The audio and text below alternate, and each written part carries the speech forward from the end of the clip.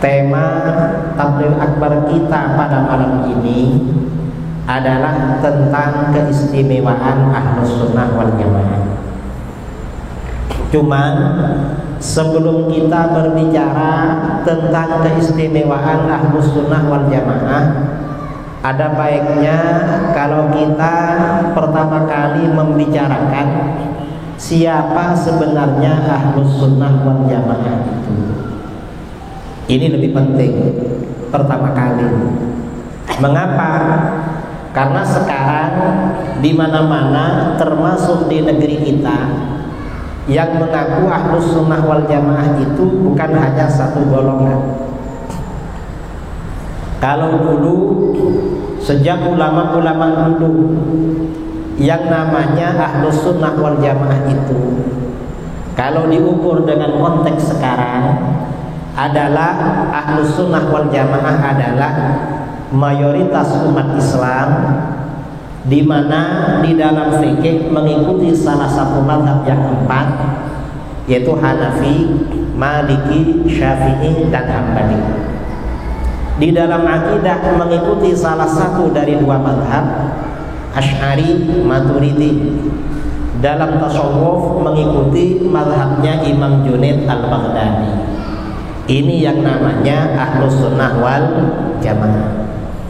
Kita di Indonesia di dalam fikih mazhabnya Syafi'i, akidahnya Asy'ari, tasawufnya memang Junaid al-Baghdadi, thariqahnya bermacam-macam.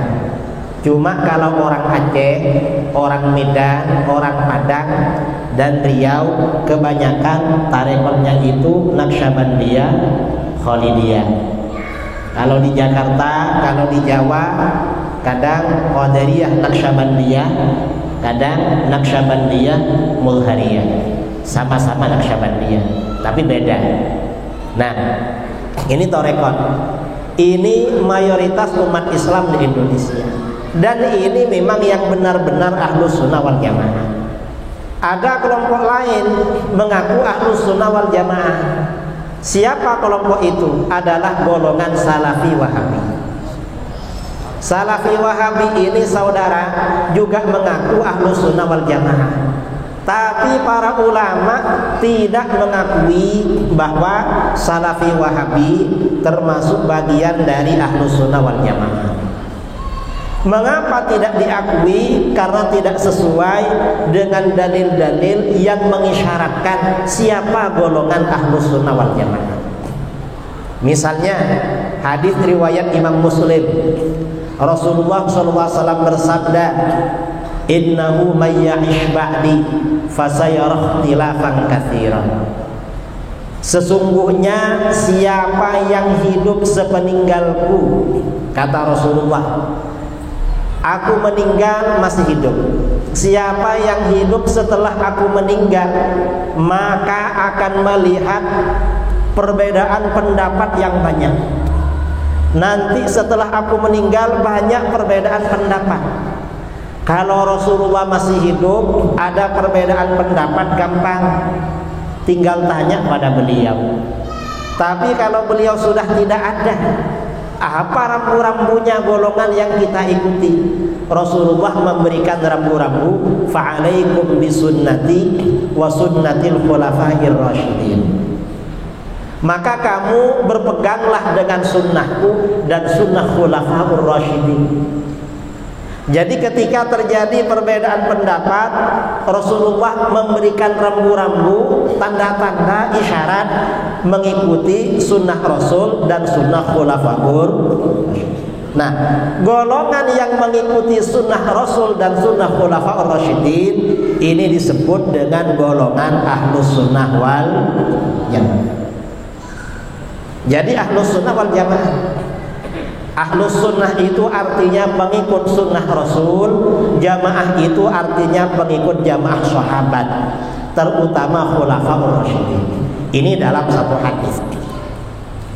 Jadi kalau terjadi perbedaan pendapat, ya ini memang kuncinya. Kalau Salafi Wahabi beda. Bedanya apa?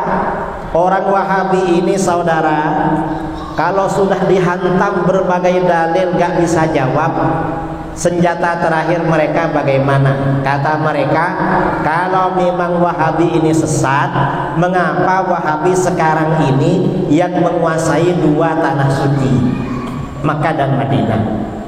Jawaban kita, itu kan bukan dalil. Rasulullah memberikan rambu-rambu, kalau terjadi perbedaan pendapat, kita mengikuti sunnah Rasul dan sunnah Khulafaur Rasyidin. Rasulullah tidak menyampaikan kalau nanti berbeda pendapat maka ikuti siapa yang menguasai Mekah dan Madinah. Gak ada begitu. Mekah pernah dikuasai orang Syiah pada abad ketiga Hijriah, abad ketiga. Bertahun-tahun Mekah ini dikuasai oleh Syiah Ismailiyah, Qaramithah. Jamaah haji dibantai di Masjidil Haram. Hajar Aswad dicuri bertahun-tahun.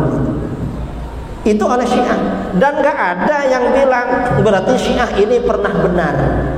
Mengapa pernah benar? Karena pernah menguasai Mekah. Dan sekarang ini Yahudi malah menguasai Masjidil Aqsa Palestina. Dan gak ada yang bilang Yahudi benar karena menguasai tanah suci Masjidil Aqsa. Wahabi ini memang akal-akalan, gak sungguhan. Ini satu dalil.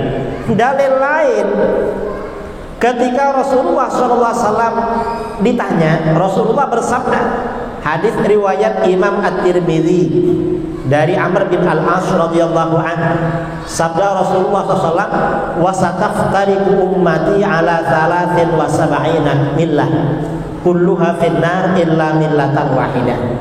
Umatku akan pecah menjadi 73 golongan. Semuanya akan masuk neraka kecuali satu golongan. Jadi yang selamat ini satu golongan.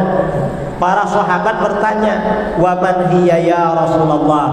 Siapa satu golongan yang selamat itu hai Rasulullah? Rasulullah menjawab, ma ana alaihi yauma wa ashabi. Golongan yang mengikuti ajaranku dan ajaran-ajaran sahabat dan ajaran sahabat. Karenanya Ahlus Sunnah wal Jamaah itu biasanya mengikuti sunnah Rasul dan mengikuti sunnahnya para sahabat atau jamaahnya para sahabat. Ini Ahlus Sunnah wal Jamaah. Di sisi lain, Rasulullah ketika ditanya siapa satu golongan yang selamat, beliau menjawab as-sawadul a'wam, golongan mayoritas. Nah, kalau kita ini berbicara golongan mayoritas, persoalan selesai. Mengapa? Karena kalau saudara saya tanya, antara kita dengan Wahabi siapa yang mayoritas? Kita kan? Wahabi ini golongan minoritas. Berarti Wahabi bukan Ahlus Sunnah wal Jamaah. Karenanya kita yang mengikuti sunnah Rasul ya kita, mengikuti sunnahnya Khulafaur Rasyidin juga kita, mengikuti jamaahnya para sahabat Asy'ariyah Maturidiyah juga, dan yang mengikuti mayoritas umat Islam juga kita. Kita ini mayoritas. Wahabi ini ketika disampaikan bahwa Ahlus Sunnah ini harus mayoritas, mereka bingung, gak bisa jawab. Mengapa? Mau dibilang dhaif hadis tentang mayoritas, ulama-ulama mereka mengatakan hadisnya sahih. Bahkan jalurnya banyak sekali, bukan cuma satu jalur. Mau dikatakan sahih, mau diakui, mereka gak bisa ngeles. Akhirnya apa? Mereka gak ikut hadis ini, pakai dalil lain. Caranya bagaimana? Dipelintir pemahamannya. Kadang pakai ayat Al-Quran. Yang disampaikan biasanya sama Wahabi, ada ayat Al-Quran, wa qalilun min ibadiyasy syakur. Dan sedikit dari hamba-hambaku yang selalu bersyukur pada Allah. Memang yang bersyukur sedikit katanya. Ini namanya memelintir ayat Al-Quran. Karena yang dimaksud sedikit ini perbandingan orang Islam dengan orang kafir. Kalau orang Islam dibandingkan orang kafir memang sedikit.